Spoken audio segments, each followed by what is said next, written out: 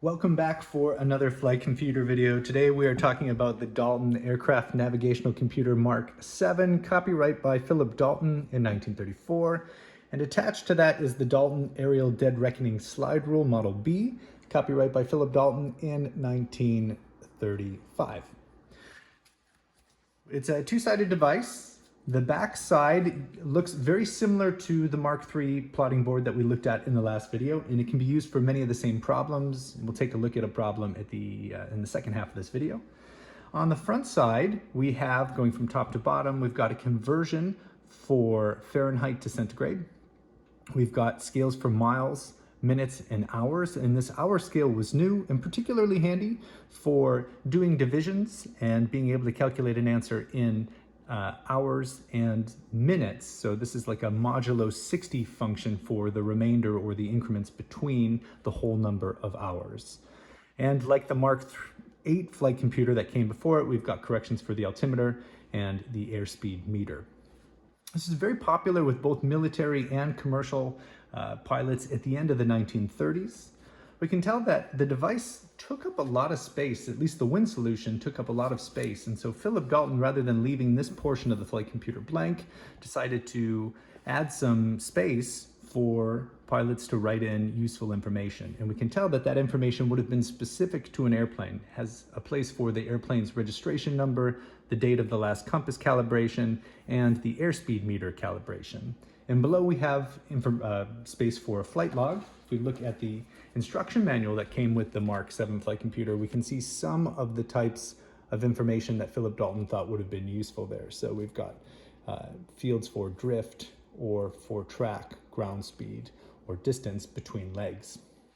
So it's very much a handy flight deck companion. One of my favorite things about this too is that it has a little hole here for manipulating the device with a pencil tip or a pen tip rather than just with your thumb. So that's useful when you're bouncing around in an airplane. Okay, onto the wind side. In order to understand this wind side, it looks a lot like an E-6B, except for this bezel doesn't move. Instead, it pivots. And also, rather than having a bunch of speed arcs, what we have are a bunch of squares. And so I often refer to this as the square E-6B. In order to get a feel for this, let's go ahead and work through a problem. So today we're going to calculate something new. We're going to calculate a compass heading rather than just a true heading, and we'll also calculate the ground speed. So let's jump in and start entering these parameters into our computer. So the first thing we want to enter is our wind speed, or our wind vector, which comes from a direction of 225, or southwest, at a speed of 28 knots. And so what we'll do is we'll plot our wind vector down from the center of the grommet, 28 units. So each of these thick lines here going horizontally is 10 units. We have 10, 20. And then the little lines are 2 units each. So 28 lives right here. And then to remember where that is, or to remember where the wind was coming from, I'm just going to draw in an arrow so that we remember the directionality. But what really matters here is the dot. All right, so that's our wind vector. Then we set our true course. Our true course is 090. I rotate this device over here so that under the true index I have 090. And what's nice here is that I can see both the horizontal and vertical components of the wind. So I can tell that I've got a tailwind of about 20 units or 20 knots, and also that I've got a crosswind of about 20 knots. So it's nice that this representation of the wind breaks down the wind into individual components, which is valuable information for us.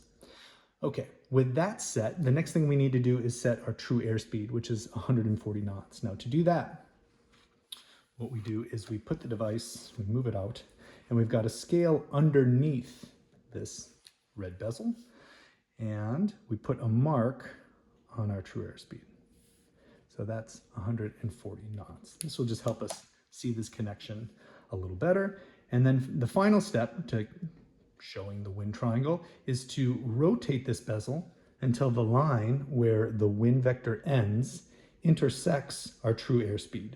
So that is going to be approximately right here. If I follow this line from 140, my true airspeed, all the way over here to the end of the wind vector, you can see that I have a complete wind triangle. I have my air vector, my air vector right here. I have my ground vector right here, and I have my wind vector right there. So we've drawn the entire wind triangle. Now it's time to start answering some questions. So let me get that set once again. The first thing to notice is that the computer tells us we have drift to the left, and that drift is 8 degrees. And in order to compensate for that, we need a wind correction angle, which is 8 degrees to the right. And that's going to be a true heading, right at the true heading index, of 098. So our true course is 090. Our true heading is 098 once we correct for the wind. The next step is to add in our magnetic variation. I forgot to add it here on the sheet, but that's 12 degrees to the west.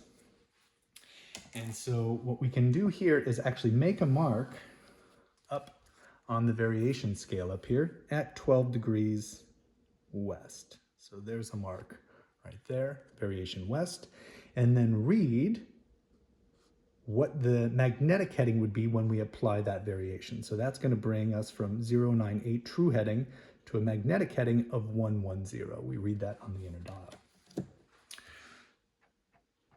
And finally, the question asked for a compass heading. And so you may recall from the front side of the device that we had a place to specify the date of the compass calibration. Now what I've done here is I've actually put in some fictitious compass calibration data on the inside of the bezel, which is what Philip Dalton suggested we do, so that we know for our specific airplane, in order to account for magnetic noise that might be present, different between, say, when the airplane is on or when the airplane is off, we have to steer these differences. And so if we wanted to see what value would actually be displayed on our compass when we're flying, the desired course, or magnetic heading here of 1110, that would be a value of, say, 116. So you could actually write your compass calibration right onto this device. So the answer to our first problem here is our compass heading for this problem would be 116. If we wanted to track over the ground at 090, by the time we account for the wind, the magnetic variance, and the electrical disturbances within our airplane, this is the value that we need to fly on the compass. And that whole process, or that whole feature, you might say, is what Philip Dalton called the course corrector. And it allows the pilots to simply set the parameters, and then all of the arithmetic is done by the mechanical device. And the second part of this question is, what will our ground speed be? Now, this is a little bit more complicated than it would be for an E-6B. So let's go through the different components. So first of all, if we follow the line here from our true airspeed over down to the side, we have a ground speed scale here. And our true airspeed of 140 gets reduced to a ground speed of about 138 or 139. And this is the ground speed that we lose, or the airspeed that we lose, by trying to compensate for the wind or the drift. So it says that our forward airspeed over in the air is going to be 139 knots. And obviously we're losing a knot due to correcting for the wind. So I'll write this here. We'll do this very simply. Our 140 knot true airspeed becomes 139 knot true airspeed, because we're not flying in a straight direction. And then we return here to see what our tailwind is. And as we said when we first plotted this wind vector, we've got a tailwind of 20 knots. And so we get to simply add those 20 knots to our equivalent airspeed. So 139 plus 20 is going to give us our true airspeed of, our ground speed of 159 knots. So that is how we would solve wind problems on the Mark VII flight computer. Now, one inherent limitation of this device is that it draws the entire wind triangle, just like the Mark III plotting board. And that means that at some point we run out of space. As airplanes get faster and faster, we can't fit that wind triangle onto this device anymore. So this device is good for airspeeds up to 190 units. In order to overcome that limitation, in the next iteration of flight computers, Philip Dalton went on with a new design, his Model G flight computer, which had the endless belt, which could then accommodate for aircraft as they became faster and faster. So if you're interested in learning more about this device, check out the next video, and thanks for watching.